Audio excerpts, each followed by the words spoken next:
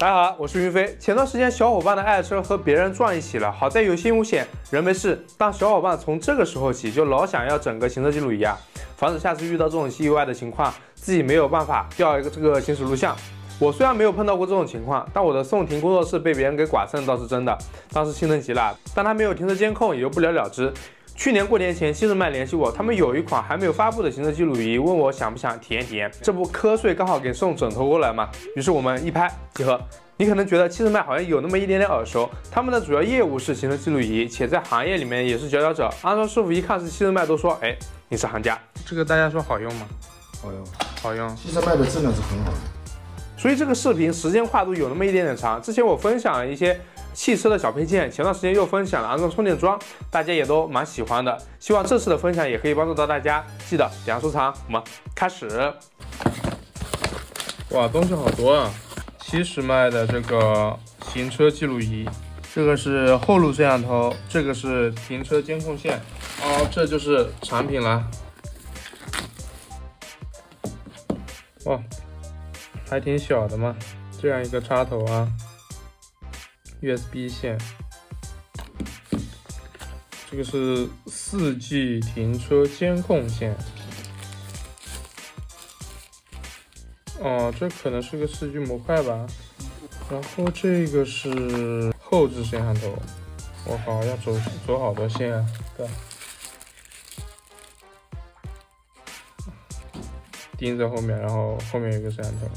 大概的形态我们都了解了，简单概括一下 ，M800 是一款高性能的智能行车记录仪，搭配的是索尼的 IM678影像传感器，800万的像素，前摄可以拍摄 4K HDR 视频，后摄是 1080P， 默认同时录制，还有高级的驾驶辅助 ADAS。和别的行车记录仪不一样的点是，它这个是内置储存，不需要用户自己更换内存卡，也避免了储存卡损坏的常见问题。搭配4G 停车监控线使用，可以实现4G 远程查看和24小时停车监控等功能。那么用起来究竟如何呢？我们装起来。它有2种安装方式，一种是直接连接点烟器的电源 ，B 端就是需要一直插着点烟器，停车监控也没有办法；另一种是接车子的电源 ，B 端就是需要拆开驾驶位的一部分，但好处就是没有线的困扰，也不需要担心电的问题。毕竟我这个是新能源车嘛，所以我选择了第2种，直接接车的电源。那我们转场到安装，首先我们应该先确定监控的位置，然后再走线。我才发现原来车子是有这么多位置是可以用来走线的。之后就是打开驾驶位的储物盒，那块的位置连接电源。在安装后摄像头的时候，还发现了它特别的功能啊，它的后摄像头可以在 APP 里面翻转画面，在安装的时候就不用专门去区分正反了。整个安装流程还是蛮快的，安装完成之后，除了主机的位置，其他地方也基本看不到线，这点还是有点出乎我意料的，就是它安装在车上面的一个形态啦。它在前面的位置就是在这儿。大家看得到吧？就在这一块，上面是一个 ETC， 然后下面是新安装的这个70迈的行车记录仪，这是前摄 4K 的那个啊，然后在后摄它是在里面的，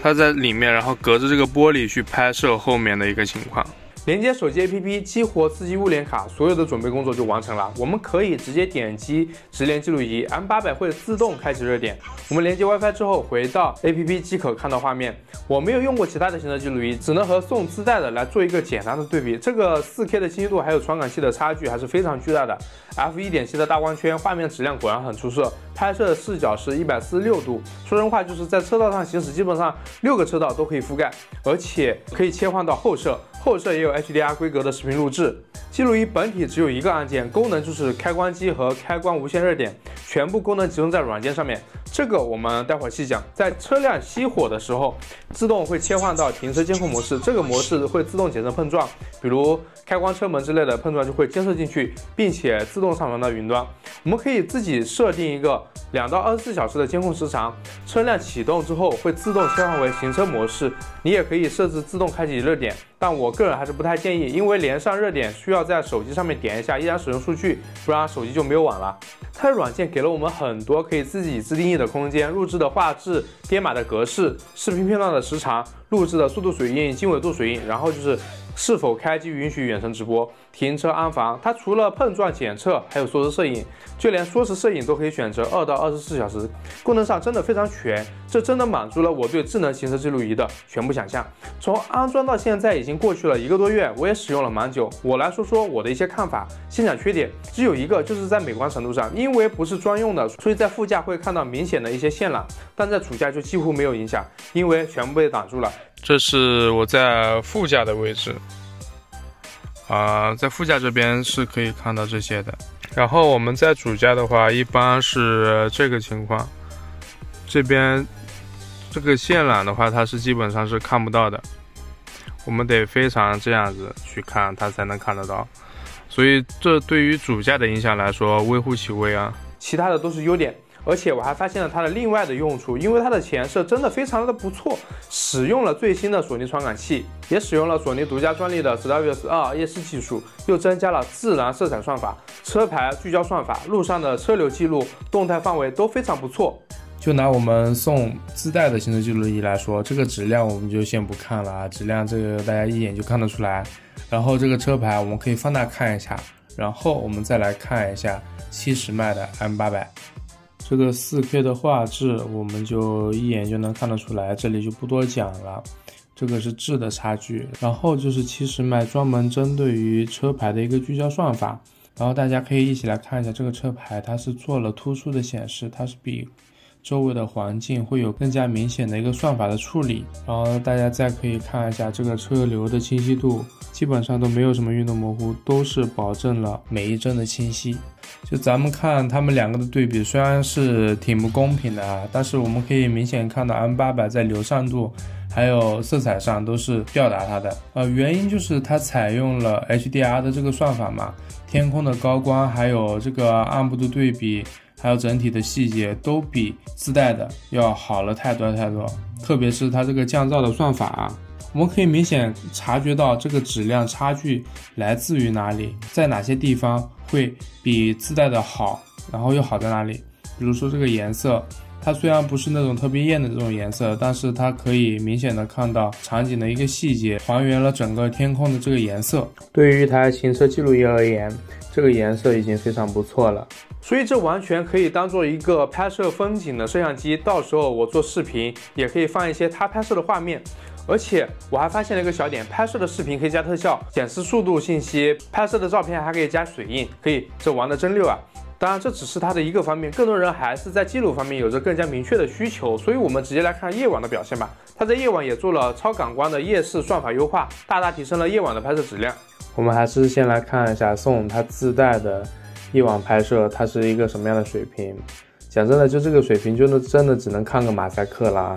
这样一对比，70迈的 M800 是不是这个差距就立马凸显出来呢？首先就是这个噪点的控制，在夜间它得到了一个非常纯净的暗部，这就得益于它的降噪算法啊。更为重要的是它整一个画面的质量的呈现，就夜晚这个可见度而言，它依然是给了我们清晰的车牌，这点是尤为重要。然后我们来看行进路上的一个动态，就夜晚也是做到了清晰可见，一点都不拖泥带水，都是非常清晰的。目前我用的是挺好的，有一次左转灯之后还有一个红绿灯，我都没有反应过来，之后忐忑了好久，回去一查看记录仪才发现，马上就绿灯了，幸亏有这个，不然我这几天得来回想好久才能分下心来。而且除了前摄，还可以直接查看后摄，直接查看对应的时间段就行，心里有疑惑需要用视频来佐证的，前后等于是双保险，这点也是车内自带的行车记录仪不能比的一方面。而对于这种直接直连车内电瓶的，很多人肯定会担心电瓶的健康， M800 可以直接在手机上面查看，可视化查看车辆电瓶的电压曲线，随时随地的掌握车辆电瓶的一个健康状态。当然它还有很多功能，比如预警行车路上的安全隐患，车道偏离，这里标牌限速50，前车起步，发生事故紧急录制、抓拍录像、语音控制等等。这么多功能真的称得上是全面了。为了满足这么多功能，它的散热采用了定向循环的散热结构，基本上免除了高温的困扰。这个目前我暂时还没有体验到，毕竟还在春天嘛。等等夏天我再体验看。整体使用下来，我基本上把它的功能都用了个遍。给我非常惊讶的一点是它的智能化和稳定性做得如此的出色，不需要繁琐的操作，直接手机 APP 就可以搞定所有的功能，而且流畅稳定。关键是拍摄的视频高清，画面质量优秀，机身直接内置 eMMC， 集成了256GB 的储存空间，4K HDR， 前后双录，有一个可靠的大内存还是非常必要的。看着相册里面几千个视频，满满的安全感。这么多智能的功能，如果你刚好想给你的爱车买个行车记录仪，我是真推荐你试试70迈的 M800。就连给我装这个记录仪的师傅都说70迈的行车记录仪质量是真的好，功能多，人家在一线说的话还是蛮靠谱的。希望本次行车记录仪的分享可以帮助到各位车主朋友们，大家有啥问题也可以留言发弹幕，我看了都会尽量回复解答，记得多多支持。有什么想要我测的产品也欢迎留言，我是云飞，记得点赞收藏。那我们下期视频再见。